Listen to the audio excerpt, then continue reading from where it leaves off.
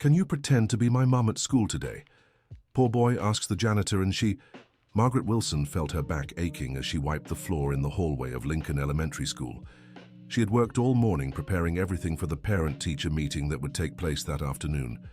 At 48, she knew every corner of that school like the back of her hand. That's when she felt a small presence beside her.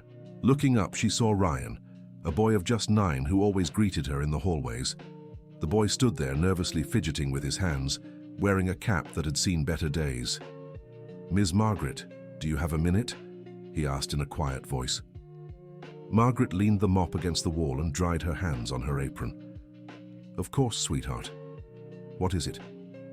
Ryan glanced around, as if making sure no one else was listening.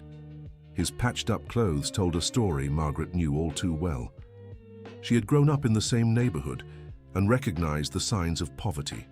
"It's about the meeting this afternoon," the boy began, swallowing hard. "The teacher keeps asking if my mom is coming." "And is she?" Margaret asked gently. Ryan lowered his head, playing with the hem of his shirt. She can't come, Miss Margaret. She never can." There was something in his voice that made Margaret's heart clench. She crouched down to his level. "What do you want to ask me, Ryan?" The boy took a deep breath and raised his brown eyes, filled with a sadness no child should know.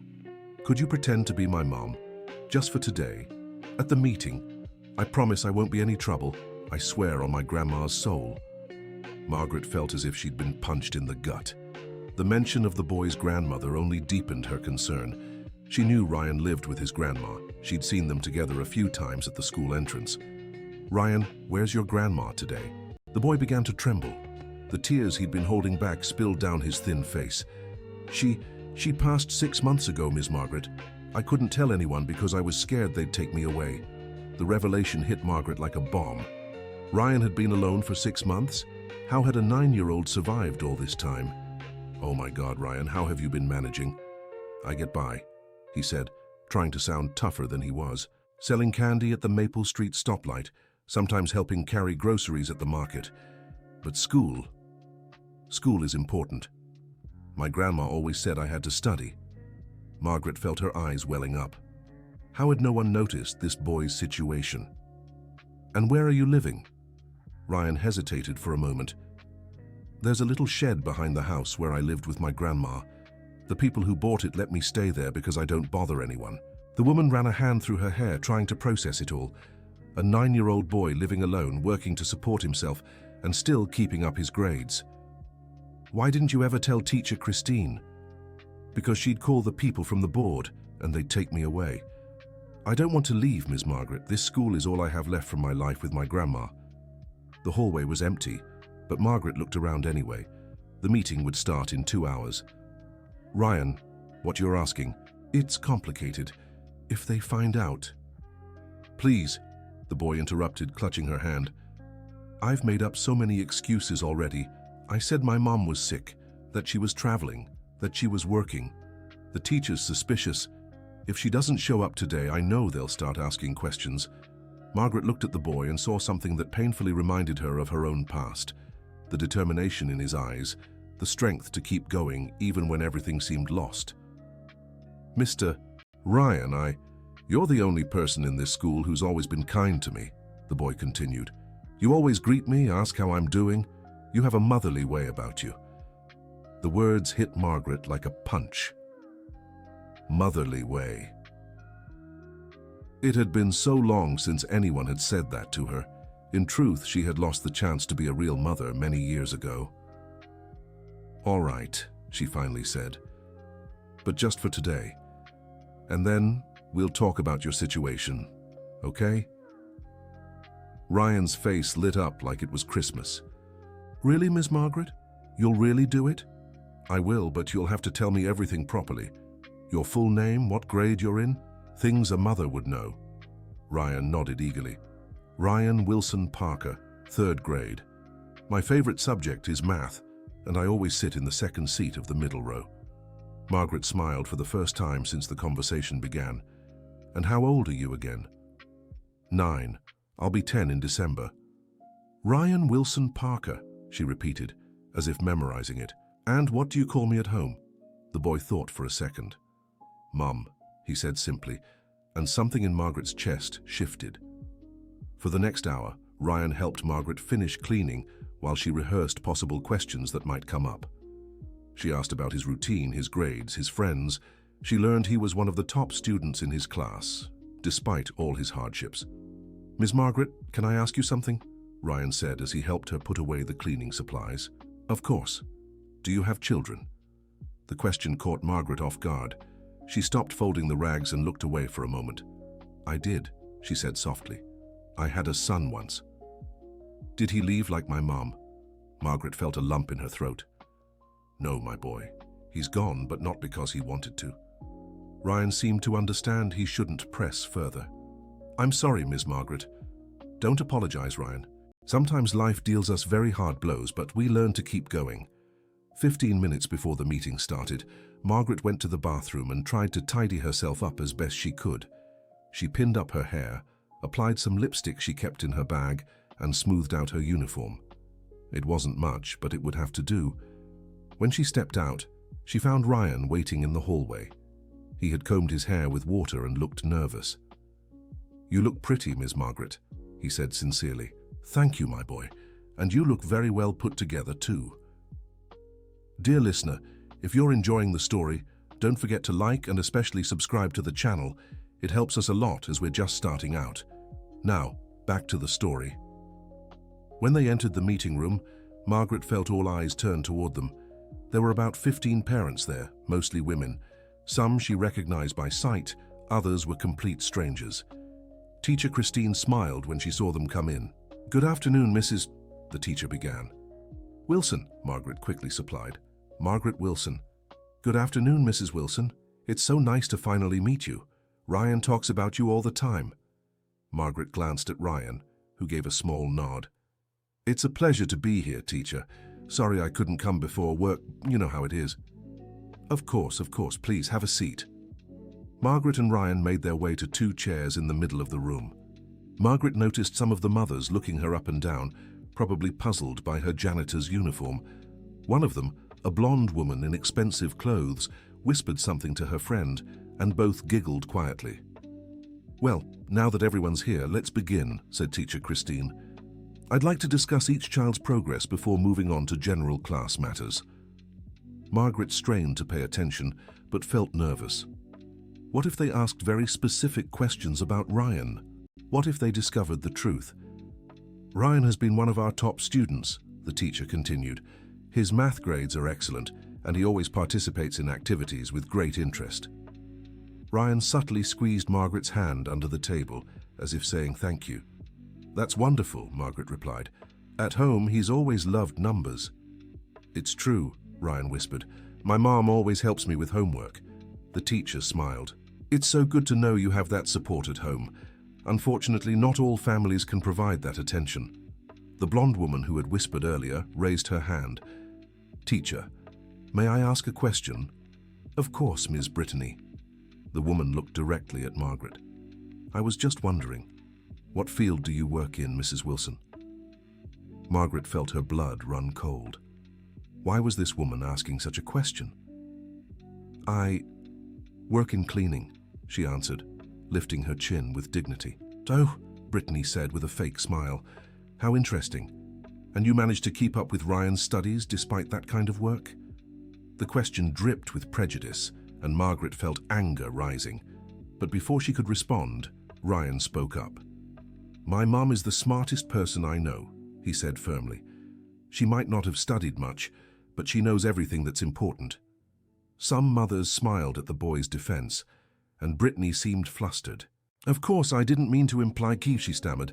"It's fine," Margaret interrupted. "Honest work is nothing to be ashamed of." Teacher Christine seized the moment to change the subject.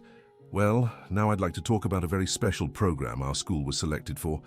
It involves full scholarships to top-tier private schools." The room buzzed with murmurs. Each class can nominate only 2 students, based on academic performance and behavior. In our class, the selected students are Amanda and Ryan. Margaret's heart raced. Ryan had earned a scholarship. She looked at him and saw his eyes wide with surprise. "This means Ryan will transfer to St. Mary's Academy," one of the city's finest private schools, the teacher continued. The scholarship covers everything: supplies, uniforms, meals, transportation. Oh my, Margaret exclaimed, unable to hide her emotion. That's incredible. It truly is, the teacher agreed. But there are some procedures we must follow. Since this is a major change in the child's life, the private school requires a home visit to understand the family environment. Margaret's smile froze. Home visit? That's right, just a formality. The school's social worker will come by to observe your family routine, see Ryan's study space, things like that. Nothing too serious. Ryan gripped Margaret's hand even tighter under the table. She could feel his panic.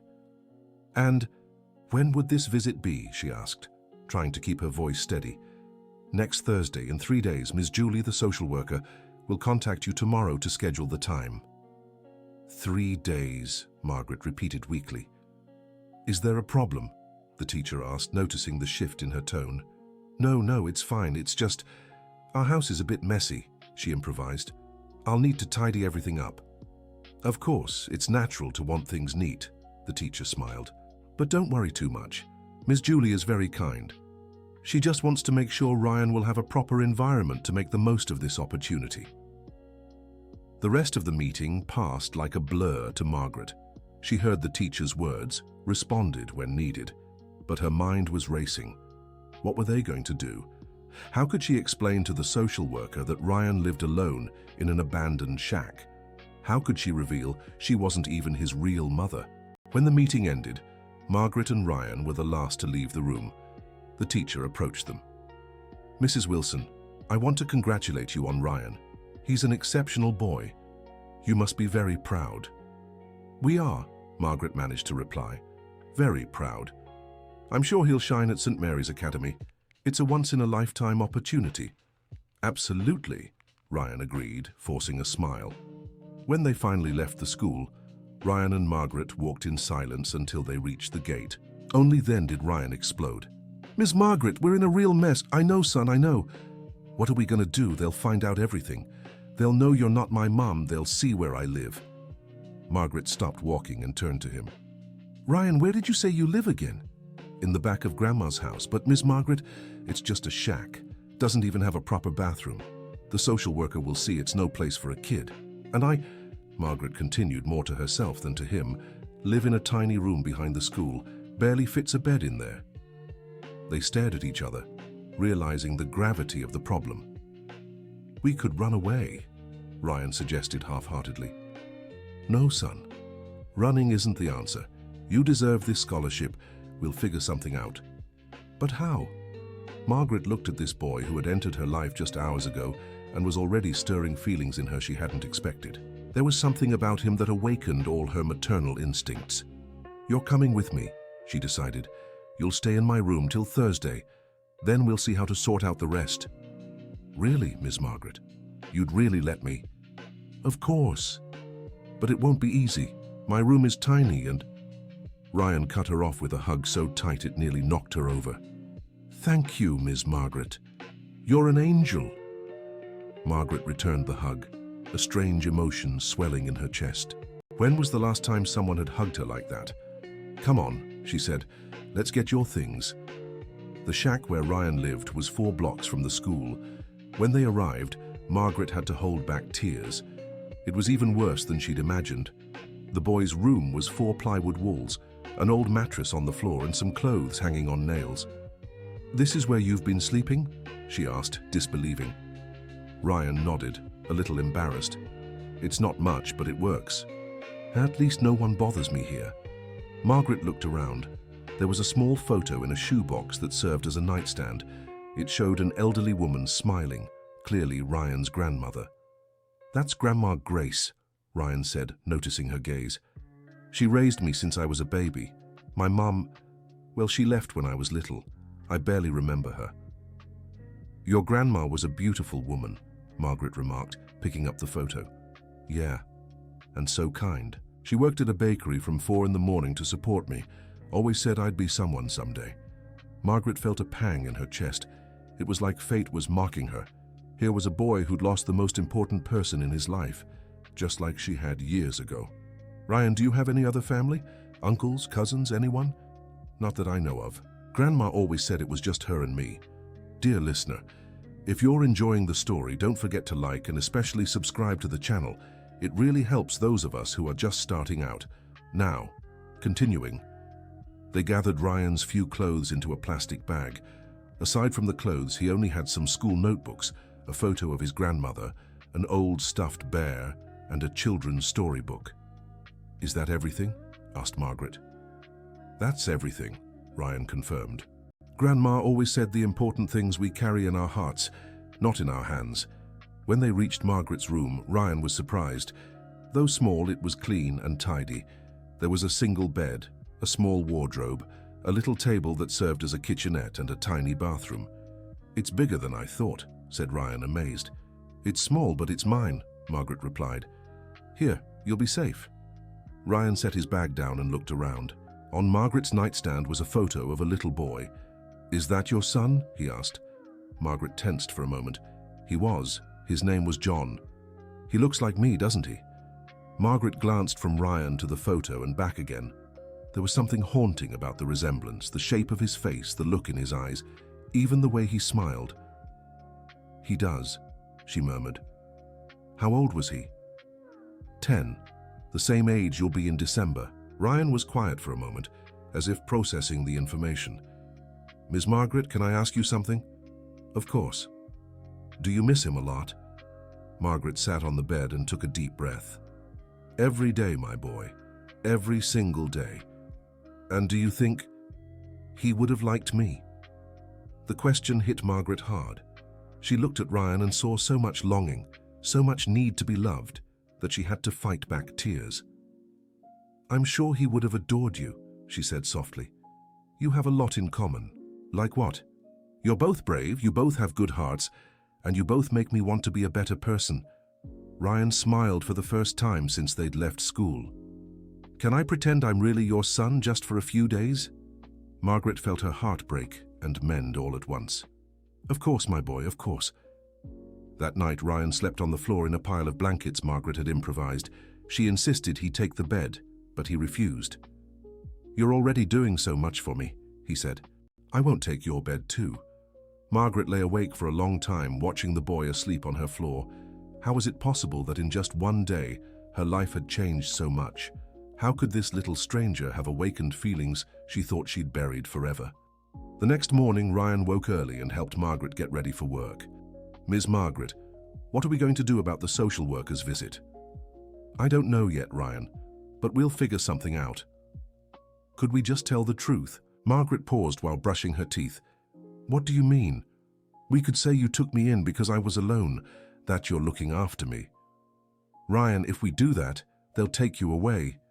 They'll put you in a shelter or with a foster family. But at least you wouldn't get in trouble. Margaret turned to him. Do you want to leave? No, he answered quickly. I want to stay with you. It's just, I don't want you to have problems because of me. Then we'll find another way. At work, Margaret could barely focus.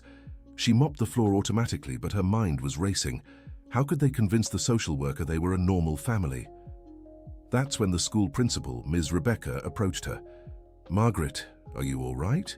You seem worried? Everything's fine, Ms. Rebecca. I heard Ryan got a scholarship. How wonderful. Margaret looked at her in surprise. You know about Ryan? Of course I do. He's one of the best students at school. I always thought it was odd he never had a mother at parent-teacher meetings. Margaret's heart began to race. Odd how? Well, Teacher Christine always mentioned she'd never met his mother. Yesterday she was happy to finally meet you. Margaret realized she was treading on dangerous ground. Yeah, I work a lot, so I can't always come. I imagine. But it's good you two finally met. Christine was impressed with Ryan's manners. She said it's rare to find such a respectful and dedicated child. He really is a good boy. I'm sure you must be very proud. Raising a child alone isn't easy. Alone? Yes.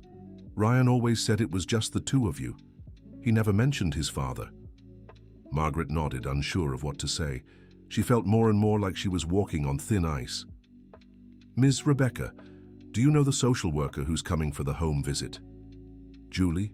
Yes, I do. Why? What's she like? Miss, Rebecca thought for a moment. She's, how should I put it? Very strict, very professional. Doesn't let anything slip by. Margaret's stomach twisted. Strict? In what way? She examines everything down to the smallest details. The home, the family's income, the relationship between parents and children. Once she denied a transfer because she didn't think the family environment was suitable. Margaret's legs felt weak. What happened to the child? They lost the spot, stayed in public school. Julie said it was better than putting the child in a potentially harmful situation. By the time she finished work that day, Margaret was in a terrible state of anxiety. She picked up Ryan, who had spent the day at school, and told him what she'd learned about the social worker. She sounds like the type who doesn't let anyone off easy, Margaret explained. Then we're screwed, Ryan said, discouraged. Don't talk like that. We'll figure something out. But how, Ms. Margaret? You live in a tiny room and I'm a boy with no family. What are we going to tell her? Margaret was thoughtful for a moment. Ryan, tell me more about your family. Did your grandma ever mention distant relatives, cousins, great-uncles, anyone? She only talked about a sister she had a bad fight with years ago. Said she missed her, but her pride wouldn't let her apologize. What kind of fight? I'm not sure. Something about inheritance when my great-grandfather died. They argued and never spoke again. Do you know the sister's name? It was... let me think. Mary Wilson. Yeah, Mary Wilson. Grandma always said they shared the same middle name, Wilson. Margaret stopped walking abruptly. Wilson? Yeah. Why? Margaret's heart pounded. Wilson was her maiden name. Could it be... Ryan, what was your grandma's full name? Grace Wilson Parker. And your great-grandfather's name? Benjamin Wilson. Margaret felt like she'd been struck by lightning. Benjamin Wilson was her grandfather, the one who'd left a small inheritance that caused a terrible fight between his daughters, her mother, Mary Wilson, and her aunt, Grace Wilson. Ryan, she said, her voice trembling, I think we just discovered something very important. What? I think your grandma and my mother were sisters. Ryan's eyes widened. What do you mean? My mother's name was Mary Wilson. My grandfather was Benjamin Wilson, and she really did have a bad fight with her sister over inheritance. So that means that we're actually related. You're my great-nephew. The two stood frozen on the sidewalk, staring at each other, trying to process the revelation. Miss Margaret, does this mean we aren't lying? We aren't lying about being family, but we still have a problem. How do we prove it? Grandma Grace kept some things in a box under the bed. Should we check if there are any documents there? They hurried back to Ryan's shack. Under the mattress was a small, rusted metal box. Inside, they found old birth certificates, some photos, and yellowed letters. Look here, Ryan exclaimed, holding up a birth certificate. It says Grandma's father was Benjamin Wilson. Margaret took the document with trembling hands. It was true. Grace Wilson, daughter of Benjamin Wilson and Catherine Foster Wilson. And look at this photo, Ryan said, showing an old faded picture. In it, two little girls played in a backyard. On the back, someone had written, Mary and Grace, 1968. That's your mom and my grandma when they were kids, Ryan murmured. Margaret looked at the photo and felt her eyes welling up with tears. Her mother had died 10 years ago, taking with her the pain of the fight with her sister. She never knew Grace had a grandson. Ryan, did your grandma ever know I existed? I don't know. She never mentioned you. And you? Did you know you had relatives? Grandma always said our family was small, but her heart had room for the whole world. Margaret smiled through her tears. That sounds like something my mom would have said too. They spent the rest of the afternoon organizing the documents. They had certificates proving their relation, but they still needed to formalize Ryan's legal situation with her. Dear listener, if you're enjoying the story, don't forget to like and subscribe to the channel. It really helps us newcomers. Now, back to the story. The next day, Margaret took time off work and went with Ryan to the courthouse. There, they learned they could formalize custody, but it would take days to gather all the necessary paperwork. And the social worker's visit is tomorrow, Ryan reminded her as they left. We'll have to improvise. That afternoon, social worker Julie called to schedule the visit. Mrs. Wilson, can I come by tomorrow at 3? Of course, Margaret replied, trying to sound confident. I'll need your full address. Margaret gave the school's address but said it was in the back. Technically, she wasn't lying. Perfect. See you tomorrow then. Margaret hung up, her heart in her throat. Now what? Ryan asked. Now we'll fix up my room to look like a real home. They spent the whole night rearranging the space. Margaret borrowed a few things from Mr. Anthony, the school custodian, a small table, 2 chairs, some books. Ryan helped clean until everything sparkled. There, Margaret said at 2 in the morning. It's not a palace, but it's decent.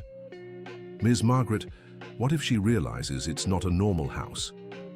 We'll say it's our situation for now, that we're going through a rough patch, but you're well taken care of. What if she asks about the school? We'll tell the truth, that you sometimes help me here. Lots of kids help their parents at work. The next morning, Margaret woke up with a headache from nerves. Ryan was even more anxious than she was. Ms. Margaret, what if she finds out we only met 3 days ago? She won't. We'll act like a family that's known each other for years. How do we do that? Margaret thought for a moment. We'll invent some memories, things you and I did together, places we visited. They spent the morning crafting a story.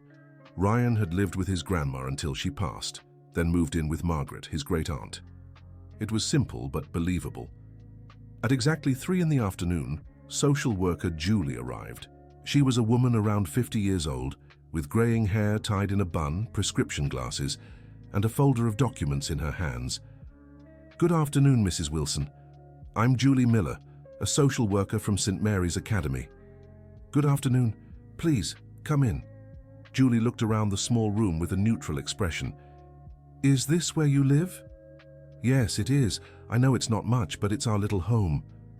And where does Ryan go to school? Right here at the school. It's convenient for me since I work here. Julie jotted down some notes in her folder. Ryan, do you like living here? Yes, I do, Aunt Julie. Miss Margaret takes good care of me. Aunt? Ryan quickly glanced at Margaret.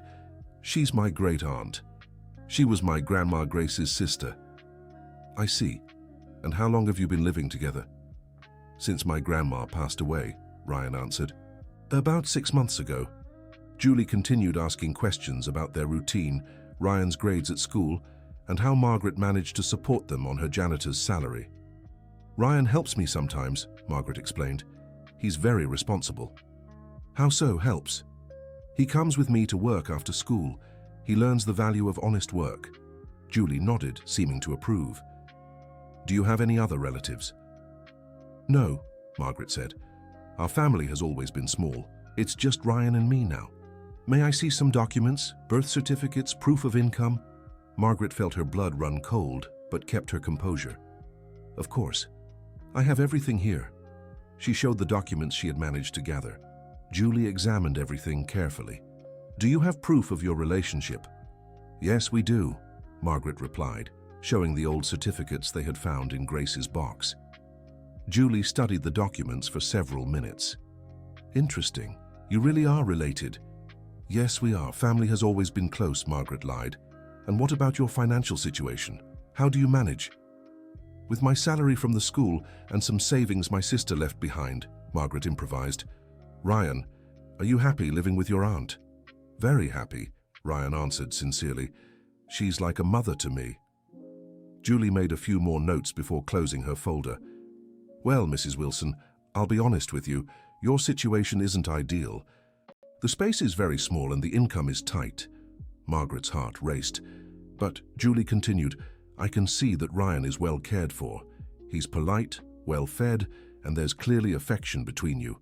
And that means, I'll approve the transfer. Ryan deserves this opportunity, and I believe you'll do everything you can to support him. Margaret and Ryan looked at each other, hardly believing what they were hearing. Really? Ryan asked.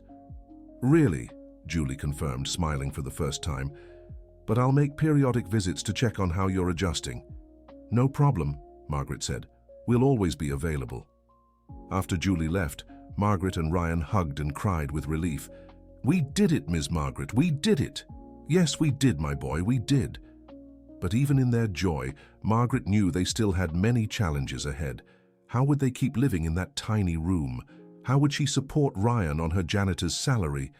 How would they keep up the act for the next few years? A week later, when Ryan started at St. Mary's Academy, Margaret realized their problems were only beginning. The uniform was expensive, even with the scholarship. So were the school supplies. And Ryan needed a better place to study. "Ms. Margaret, the boys in my class said they're having a birthday party at the mall. Can I go?" Margaret looked at the invitation Ryan had brought from school and felt her heart tighten. How could she explain that they didn't even have money for lunch, let alone a gift? "Son, we're a bit tight this month. How about we wait until next time?" Ryan nodded without complaining, but Margaret could see the sadness in his eyes. 2 months later, their struggles only grew. Ryan needed new clothes because he was outgrowing his old ones. The room was too small for two, and Margaret was working double shifts to try to save some extra money. Then, an unexpected visitor arrived. It was a Sunday morning when someone knocked on the door. Margaret opened it to find a well-dressed woman in her 40s with blonde hair. "Are you Margaret Wilson?" "Yes, I am. Can I help you?" "My name is Kathy Parker. I'm Ryan's mother." Margaret felt as if the ground had opened beneath her feet. Ryan, who was doing homework at the table, jerked his head up. "Mom?" he whispered, disbelieving. "Hi, Ryan," the woman said with a forced smile. "You've grown so much." "Where have you been?" Margaret asked, still in shock. "It's a long story. May I come in?" Margaret hesitated, but finally stepped aside to let her in. Kathy looked around the small room with poorly concealed disgust. "Is this where you live?" "Yes," Margaret replied curtly. "Is there a problem?" "Well, it's very small, don't you think?" Ryan kept staring at his mother as if she were a ghost. "Why did you leave?" he asked quietly. Kathy sat in one of the chairs and sighed dramatically. "Son, I was too young when you were born. I couldn't take care of you properly, that's why I left you with your grandmother." "But where have you been all this time?" "Living in New York City, working, studying, getting my life together." "And why come back now?" Margaret asked suspiciously. Kathy smiled in a way that didn't reach her eyes. "Because I heard my son is attending an excellent private school, that he's doing very well, and I thought it was time I took on my responsibilities as a mother." Margaret and Ryan exchanged glances. There was something in Kathy's tone that didn't sound sincere. "How did you know about the school?" Ryan asked. "Oh, I have my contacts here in town. I heard you got a full scholarship to a very expensive academy. It must cost at least $1,000 a month." The way she talked about money made Margaret even more suspicious. "What exactly do you want?" she asked bluntly. "I want my son back, of course. I want to exercise my rights as his mother." Ryan turned pale. "But I don't want to leave. Ms. Margaret takes good care of me." "Ms.?" Kathy asked with a laugh. "Ryan, sweetheart, this woman isn't your aunt. She's just a cleaning lady who took advantage of your situation." "That's not true," Ryan protested. "She's my great-aunt. She was Grandma Grace's sister." Kathy looked at Margaret with disdain. "Really? Can you prove that?" Margaret showed the documents she had found. Kathy examined them carefully. "Interesting," she murmured. "So you really are related?" "We are, and Ryan is doing just fine with me." "Ryan is living in a cramped space with no dignity," Kathy shot back. "I can offer him so much more." "Like what?" Ryan asked. "I have a nice apartment in New York City. You'd have your own room, video games, a computer. You could attend the best schools." "But I'm already at a good school." "Ryan, sweetheart, you don't understand. St. Mary's Academy is just the beginning. I can give you opportunities this woman could never dream of providing." Margaret felt anger rising inside her. "Miss Kathy, with all due respect, where were you when Ryan was going hungry? Where were you when he slept in an abandoned shack?" "I was preparing myself to give him the best life possible," Kathy replied coldly. "And now that he got a scholarship, she decides to show up?" "It's not just because of the scholarship," Kathy lied. "It's because I missed my son." Ryan stood up from his chair. "I don't want to go with you. I want to stay with Aunt Margaret." "Ryan, you're my son. Biologically, legally, I have rights over you. And I have rights too, the boy shouted. The right to choose who really loves me. Kathy turned red with anger. You're a child. You don't know what's best for you. Yes, I do. I know a mother isn't someone who abandons her child and then comes back just because he's doing well in life. Ryan, Kathy yelled, don't talk to me like that. I will. You're not my mother. A mother is someone who cares, who worries, who stays by your side when things get hard. Aunt Margaret is more of a mother to me than you are. Kathy stood up abruptly. We'll see about that. I'm going to claim my rights. I'm his biological mother, and that counts for a lot more than some distant relative. She stormed out of the room, slamming the door. Ryan collapsed into Margaret's arms, crying. She's going to take me away, isn't she, Aunt Margaret? No, my boy. We won't let that happen. But inside, Margaret was terrified. Kathy was right. As his biological mother, she had legal rights over Ryan. And with their financial situation, how could they fight her? On Monday, Margaret went to see the school principal for advice. Miss Rebecca, I needed to talk to you about a delicate situation. Of course, Margaret, what's wrong? Margaret told her the whole story, how she met Ryan, how they discovered they were related, and now about Kathy's sudden reappearance. Oh my, Ms. Rebecca said when she finished. What a complicated situation. Do you think she can really take Ryan away? Legally, as his biological mother, she does have rights over the child. But there are other factors a judge might consider. Like what? The child's well-being, the environment each of you can provide, the time he spent with each of you. The fact that she abandoned Ryan works against her. What do you think I should do? Get a lawyer, and fast. Margaret left the school even more worried. Where would she get the money to pay for a lawyer? When she got home, she found Ryan doing his homework, but she could see he was anxious. Aunt Margaret, I was thinking, what if we ran away? Ryan, we can't run away. That would only make things worse. Then what are we going to do? We'll fight, legally, the right way. But we don't have money for a lawyer. Margaret sat beside him. Son, do you really want to stay with me? Even knowing our life is hard? Even knowing your mother might give you more material things? Ryan looked her in the eyes. Aunt Margaret, you saved me when I had no one. You gave me love when I needed it most. You made me feel like I had a family again. I don't want things, I want you. Margaret hugged him tightly. Then we'll fight, my boy. We'll fight with everything we have.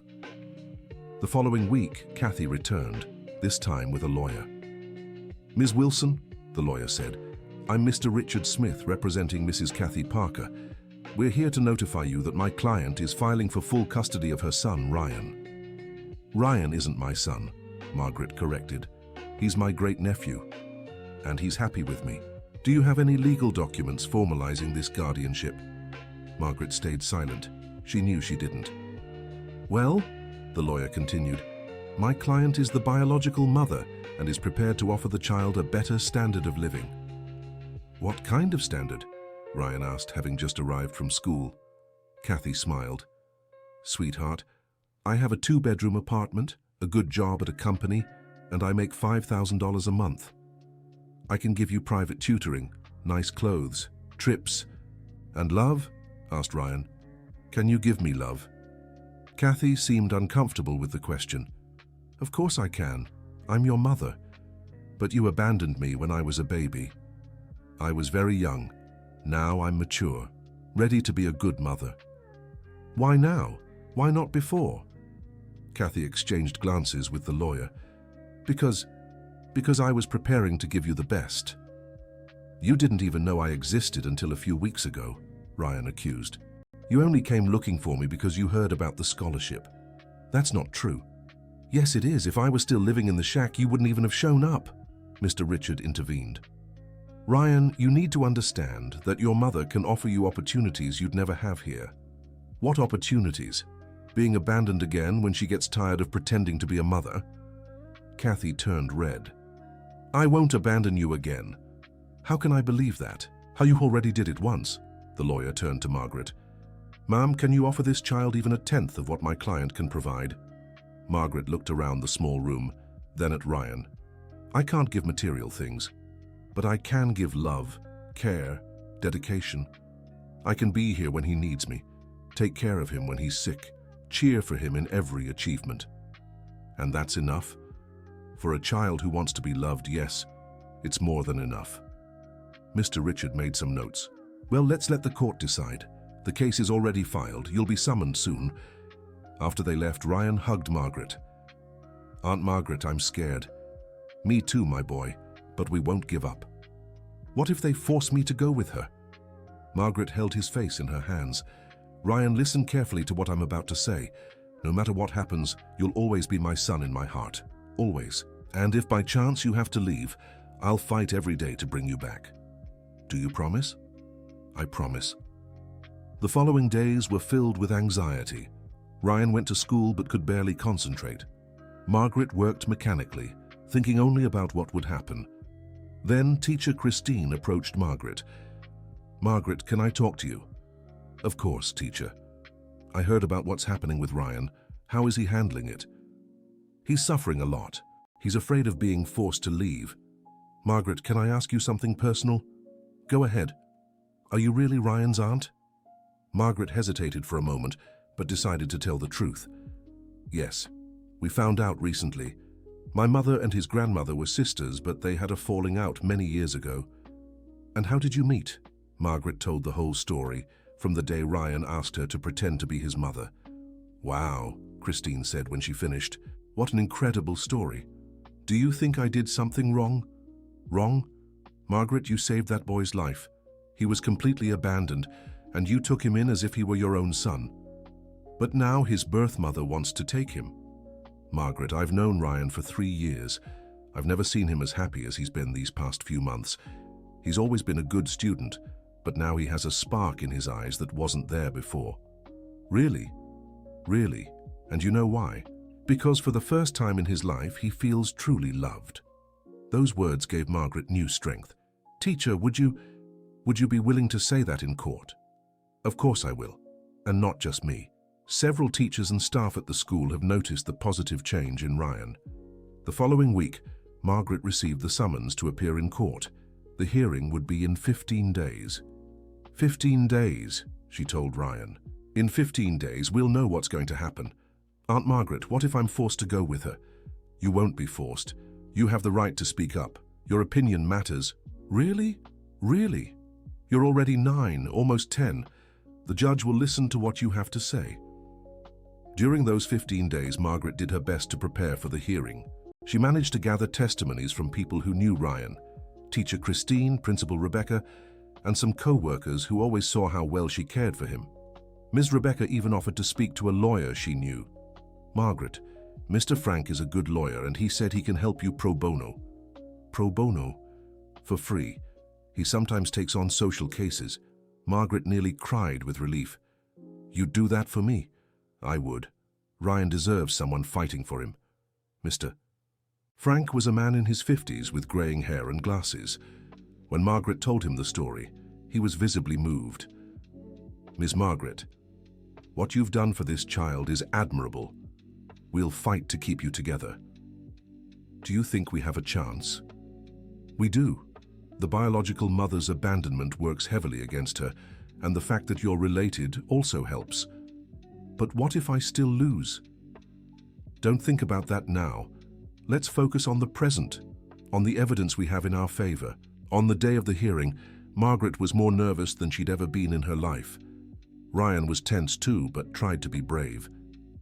Aunt Margaret, no matter what happens, I want you to know you're the best mom I could ever have. And you're the best son I could ever have, Ryan. The courtroom was small but imposing. The judge was a serious man, around 60. Kathy was there with her lawyer, well-dressed and confident. Well, the judge began, we're here to decide on the custody of the minor Ryan Wilson Parker. I'll first hear from the biological mother. Kathy stood up. Your Honor, I'm Ryan's mother. I know I made the mistake of leaving him with my mother-in-law when he was a baby, but at the time I was very young and couldn't manage. Now I have a stable job, a proper apartment, and I want to take care of my son. Why did you wait so long to reclaim him? Because I wanted to be sure I could give him the best. And what changed now? Kathy hesitated. I've grown up, and I found out he was in a difficult situation. The judge took notes. Now I'll hear from Ms. Margaret. Margaret stood up, her legs shaking. Your Honor, I met Ryan when he was completely alone, living in an abandoned shack. He asked me to pretend to be his mom at a school meeting because he was ashamed of having no family. When I learned about his situation, I didn't hesitate to take him in. And then you found out you were related. Yes, sir. We discovered my mother and his grandmother were sisters, so Ryan is my great-nephew. And how has living together been? It's been the most wonderful thing in my life. Ryan is an exceptional boy, studious, polite, loving. He brought light into my life. Even though you live in modest conditions? Your Honor, our home may be small, but it's full of love. Ryan has never gone hungry, never slept in the cold, never been sick without care. He has everything a child needs to be happy. Now I'll hear from the minor. Ryan stood up. Margaret could see he was nervous but determined. Ryan, do you understand why we're here today? Yes, Your Honor, you're deciding who I'll live with. And what do you prefer? I want to stay with Aunt Margaret. Why? Because she really loves me. When I was alone and scared, she took me in. When I had no one, she became my family. She didn't give me expensive things, but she gave me the most important thing, love. And what about your biological mother? Ryan looked at Kathy.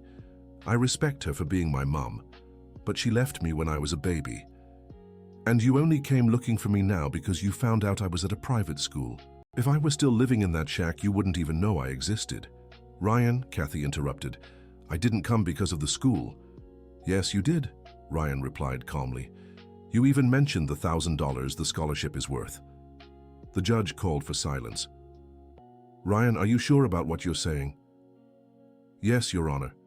A mother isn't just the one who gives birth to you. A mother is the one who cares, who loves, who's there in the hard times.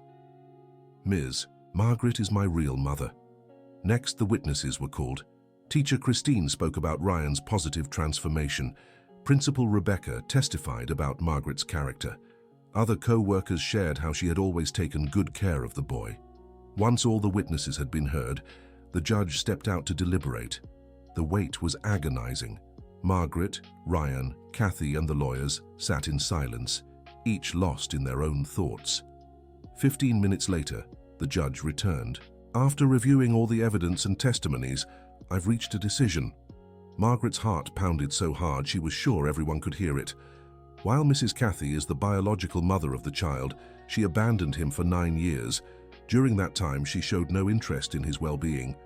Kathy turned pale.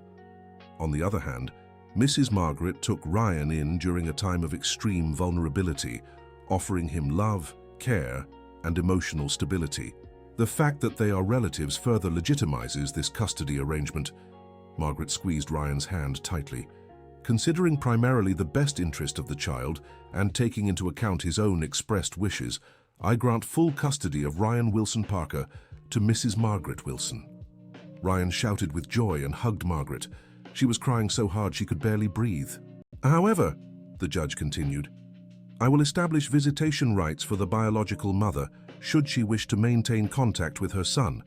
Kathy stood up, clearly upset. I'll appeal this decision. That is your right, the judge said calmly. But until then, custody remains with Mrs. Margaret. When they left the courthouse, Margaret and Ryan embraced on the sidewalk, crying with happiness. We did it, Ms. Margaret. We did it. Yes, we did, my son. Now you're officially my child, and you're officially my mother. They walked home hand in hand, feeling like the two happiest people in the world. In the months that followed, their lives changed for the better. With custody formalized, Margaret was able to enroll in social programs that helped improve their living conditions. They moved into a small but comfortable apartment, just right for the two of them. Ryan continued to do well at St. Mary's Academy. His grades were excellent, and he had made new friends. Most importantly, he radiated happiness. Mom, he said one day, now he called her that officially, thank you for never giving up on me. Thank you for coming into my life, Margaret replied. You taught me that family isn't just about blood. It's about love, dedication, and companionship. Do you think my son John would be proud of us? Margaret looked at John's photo on the nightstand and smiled. I'm sure he would be. And I'm sure the two of you would get along just fine up there. Kathy tried to appeal the decision a few more times, but without success. Eventually she gave up and disappeared again. Will she come back? Ryan asked one day. I don't know, son, but if she does, we'll be ready. I'm not afraid of her anymore. Now I know I have a real family. Years later, when Ryan graduated high school as valedictorian, Margaret sat in the front row of the auditorium, applauding with tears in her eyes.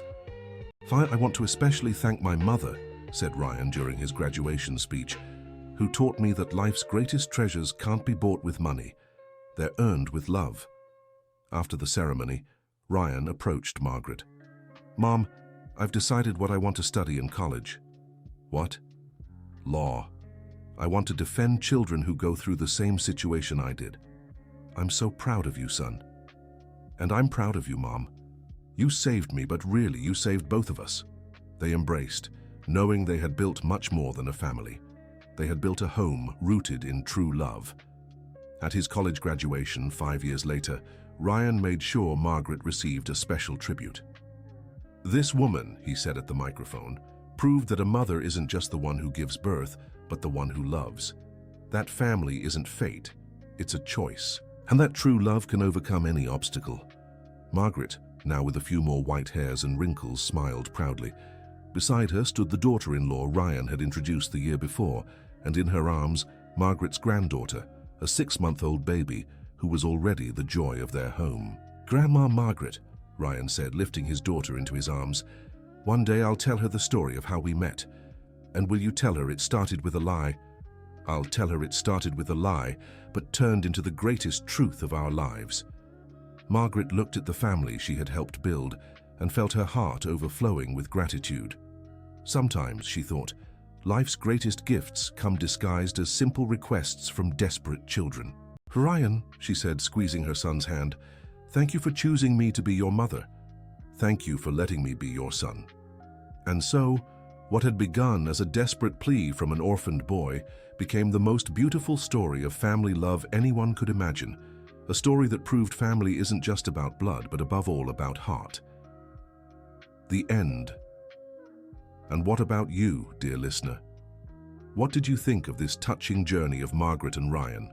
Have you lived or known someone who experienced something similar, building a family through love rather than just blood ties? Share your stories in the comments. We always welcome them. And if this narrative touched your heart as much as it touched ours, don't forget to like and subscribe to the channel, so you won't miss other stories celebrating the transformative power of true love. Thank you so much for joining us.